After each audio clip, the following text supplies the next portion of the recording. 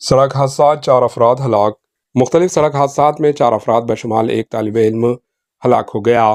Police ذرائع کے مطابق تمائی پلی کے رہنے والے ناگی ریڈی اور دھرما راؤ پیشے سے کسان بتائے جاتے ہیں کہ تمائی پلی سے شامیر پیٹ موٹر سائیکل پر جا رہے تھے کہ تیز ہواؤں کے دوران وہ ایک درخت سے ٹکرا کر زخمی ہو گئے۔ انہیں خانگی ہسپتال منتقل کیا گیا جہاں وہ دونوں فوت ہو گئے۔